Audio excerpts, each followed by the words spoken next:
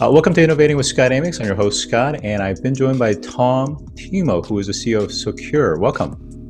Thank you very much for the invitation. All right. Now, a few years back, you were helping out with a charity called Dream Big. Can you talk about what is it and how does it help, I guess, in the particular campaign that you were involved, how does it help girls from low-income backgrounds?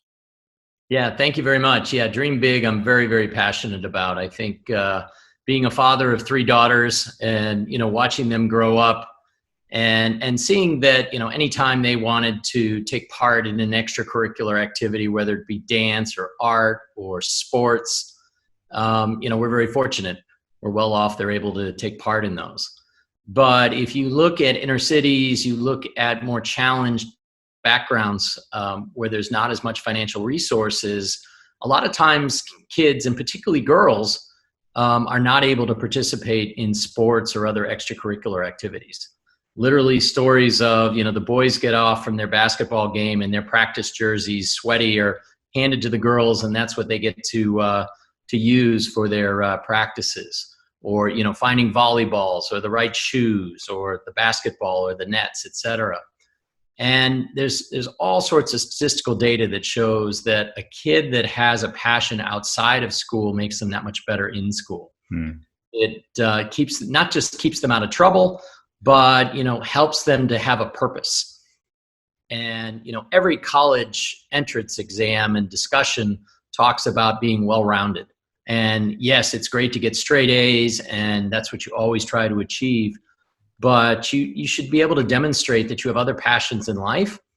And, we've got to do some things to level the playing field. And Dream Big basically sponsors girls, teams in low-income environments, provides them with shoes and balls and uniforms so that they can take the field just like the kids in more well-to-do communities like where I live. I think that is terrific. And certainly there are I think obstacles like shoes, like equipment. I mean, when you think about golf or hockey as an example, not only do you need the equipment, you actually have to know how to ski. Or if you're swimming, you actually need access to a pool. I mean, there's a lot of hurdles and challenges, I think, structurally that some of these kind of marginalized communities have. So thank you for doing your part to lend a help and help them to dream big. The Thank other you. thing on a personal level is it sounds like you're really passionate about travel. Yeah. Why and what do you get out of it? You know, uh, Travel is, I believe, what's the saying, when in Rome, do as the Romans. I think when you travel, you learn an awful lot about people, about culture. I think it gains, I used to watch some of my American colleagues try to open up European offices in France. And, the first thing they'd say to the customer was something in English. Now, I don't speak French, but it's not hard to teach yourself how to say, s'il vous plaît, parlez-vous anglais? Ask them in French if they speak English. In a business environment, it's extremely likely they speak English, but it's just the tone. And it's understanding that every culture is not the same as ours. And, whether it's, early in my career at Oracle, I got to work out of the Middle East. I've spent a lot of time in Asia, South America, and business is done differently. And a lot of it is rooted in the culture and the language and the religion and the food. And it's through traveling that you really appreciate that all people are different, but by being different, they're kind of all the same.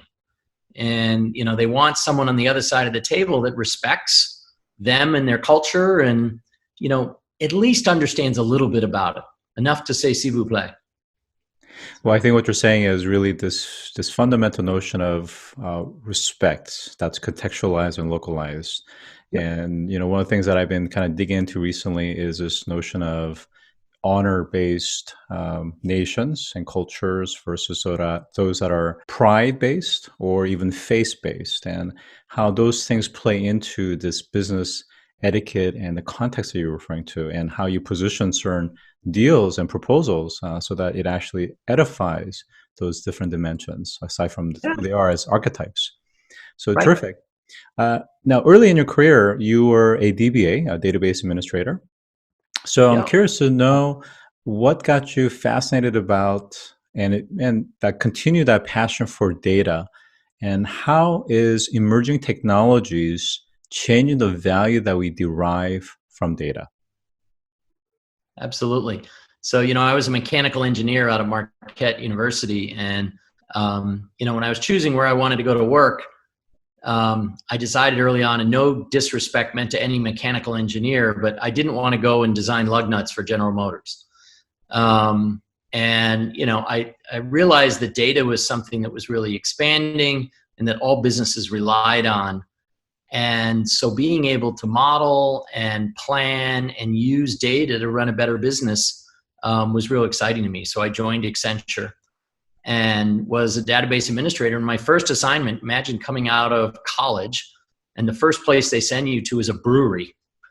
And I was sent to Miller Brewing Company, where the first database I was involved with was the production scheduling system.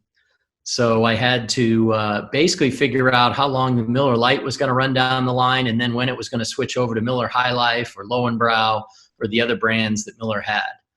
And I also learned how important it was that you really work very carefully with your database design and your programs, because I recall one test run putting Lowenbrau into Miller Lite bottles.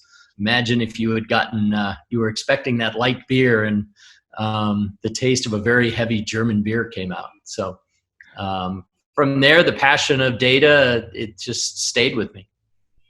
Well, who would have thought that a DBA would have the power to control the taste and the content of beer? So that's a terrific story. Now, in past interviews, you mentioned this phrase called creating the knee in the curve. What does Yep. that mean? Well, and I think, I also was blessed. I was many years, I was with Accenture, then Price Waterhouse, and I started at Oracle more in a capacity to help customers implement databases, so it was actually doing some DBA functions or leading teams of DBAs. And at one point I got the tap on the shoulder that said, hey, Tom, you're really a better salesperson than you are a database administrator. So you really ought to go into sales. That was both a compliment and not so much a compliment maybe in my database skills. But, a knee in the curve is when, you're growing a business, you're growing the revenue line, whether you're in sales or services, and you find that you're delivering value to the customers and you can get that revenue to grow disproportionately, not just along a linear line, but it really does take a curve up. And, we're talking a lot about curves nowadays with the whole COVID situation, but in effect, creating an exponential growth in the revenue or in the ROI that you're delivering to the customers, and then making sure that you've sold your customer on the value and that your customer is paying for your service or your software based on a return of that investment that they're getting. So when the customer makes more, you make more. It's always been the best. Everybody talks about a win-win relationship in a vendor-customer relationship. And the way you best achieve that is you tie your revenues to the value that the customer receives. And if you can create a knee in the curve, that means you've got a really wildly happy customer, and you also have happy shareholders, and because the revenue is going up and to the right. I love that alignment of structurally creating that win-win scenario for the seller as well as the buyer or the customer. So that's terrific. So that's a great segue to talk about Socure and why you were recruited and installed as a CEO back in 2018. Yeah, I had been a CEO a few times before, both in public and venture-backed companies, and had always worked, every company has a passionate founder, whether it's a Steve Jobs or a Larry Ellison, or ones you may have heard less of, Sudhakar Mudu and Chris Cruz, ones that are in my past. They all have a passion for what it is they've invented, what they've brought to market, and Socure was no different. Sunil Madhu and Johnny Ayers had a passion for the identity. And in the case of Socure, Sunil was an immigrant and Johnny was a millennial. And who are the two groups of people that struggled to have their identity known? immigrants that are new to the United States, and millennials that may not have a deep credit file. And so Cure's mission was really set up to say, hey, we can use all the data, whether it's social data or other digital exhaust, in addition to the authoritative data sources, to really determine that you are you. And Sunil had that passion that data could be going all the way back to Dream Big. How do you level the playing field? Well, data levels the playing field, because if we're able to encompass all the data about people, it doesn't matter if you're an immigrant, a millennial, or a 50-something manager in a business. There is enough data out there to verify who you are. And if we get away from the traditional means, we can be sure that we can verify everyone's identity. And what that does is that opens up the opportunity offered by financial services companies and business in general to all people. And someone is not shut out of the financial opportunity that could be afforded them because their identity can't be verified. And so Sunil, Johnny, myself, we all had a shared appreciation that data could be a game changer to really help more and more people get access to credit, get access to financial services, because data now had gotten to a point that everyone could be verified and everyone could be included, and not just automatically left out because, you're new to country, we don't know who you are, there's no credit record of you. Or, you just turned 22 and you've never had a credit card, so I'm not going to give you your first one. It was that shared vision and the passion that those two individuals has that got me really excited and say, wow, I really want to come here. And I lobbied the investors and the board, and Sunil and I had a good relationship, and I took over for him as CEO. That's terrific. So can you elaborate a little bit more in terms of the kinds of data points that you guys are aggregating or verifying as part of the digital identification verification? Sure. First you have to start with authoritative data sources, right? Which is, and you as a consumer, when you go in, you accept the terms and conditions, you're providing a certain amount of PII. So you're providing your name, your address, depending on what you're applying for, you might be including your social security number or your date of birth. You probably include an email address or a phone number. And those things need to be verified. And just statically verifying them, does this equal that, if then else, is almost always going to run into false positives, places where you say, well, that doesn't equal that. Now, is that because I fat finger the last two letters in my name when I'm typing on an iPhone? Or that Apple decided to autocorrect something in my address? Or does that mean that, hey, I just made a mistake, but the rest of the information correlates and makes a lot of sense? So we're taking the authoritative data that you provide, PII. We're also looking very closely and have thousands of machine learning features that correlate those data elements. The simplest one I would frequently use is, hey, the IP address is originating from New York City. The person said that their zip code was 10001 and their phone number starts with 212. Hey, those things correlate. That's all kind of New York City, so that makes a lot of sense. Now extrapolate that out to thousands of additional correlations between those data elements and other things that you consented to be on the internet, which may be where that you say on LinkedIn that you're based in New York City. But it's those correlations and also having very carefully well thought out machine learning features in an unstructured and machine learning models in a structured way that are going to, not send you to a false positive just because I'm New York City based, but I happen to be traveling in California that day. So my IP address shows California. That's not abnormal for me. I'm in tech. Makes sense I'd be in California on a particular day.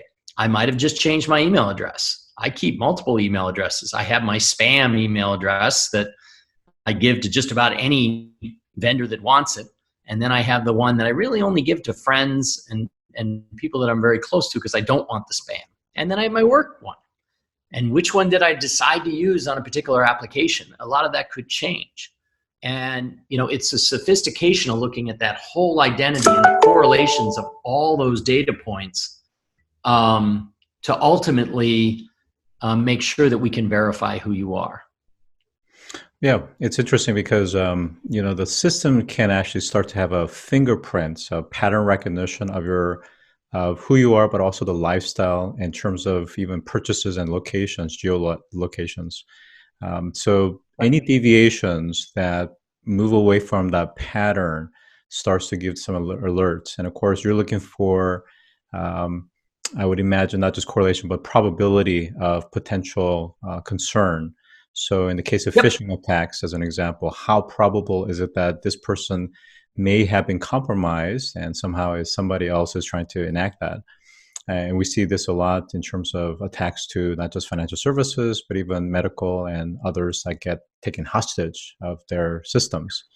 How can some of this type of technology also be applicable for, let's say, the example of this is early May that we recorded this, where the government has sent checks to citizens across the U.S. as part of the fiscal policy, but many are receiving it when in fact they're actually deceased, or they're just not, they're nowhere to be found. It really should not have received it, as an example.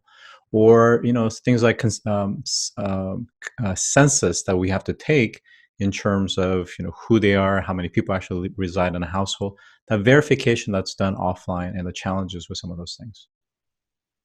Yeah, so great examples. You think about it. What do you have to do to qualify for the stimulus check?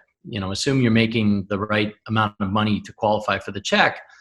First, you have to have an account set up with irs.gov. That's simple enough, but a lot of people have never put in a bank account for the money to be wired. They preferred to get a check, or they just never thought of the ease and simplicity of it being wired. So there's two fraud patterns there. One, how does someone get access to your Social Security number and be able to ultimately get into the IRS site? But then also, how does someone then a fraudster go and open up a bank account in your name that they then the fraudster have access to? So they basically attach that bank account number to the irs.gov site, and so that the stimulus money winds up wiring into the fraudster's bank account instead of the correct person's bank account. That's a common fraud pattern. We have one of the largest payroll service companies as a client, and a very common attempted fraud, we think we're able to stop all of it, is right around the first of the year. On the dark web, you can get people's Social Security numbers. People go in and file a tax return on your behalf. Mm-hmm. And once again, they open up a new bank account that they attach to that fraudulent tax return. And then when you come in February or March to actually fill out your return, the IRS says, well, what are you talking about? You already filed your return. And oh, by the way, you took every imaginable deduction and got the biggest refund of your life. You can't file another return. So those are a lot of the types of fraud that we are stopping, primarily because we can correlate all the different data signals surrounding you. But also we see the patterns and we see the history, and we've now predicted over 200 million US identities. There's only 210 million US adults. So our sample size is getting close to 100%. And in statistics, the larger the sample size, the more likely you're going to be accurate in your predictions. Actually, that's really powerful. Rarely do you get to hear that you essentially have the population in terms of the data set. That is incredible scale and depth that you guys have developed over time. I wish we had more time. We're actually out of time as of today. I've been joined by Tom Thimot, who is the CEO at Socure. Thank you for joining today. Thank you very much for having me. I really appreciate it.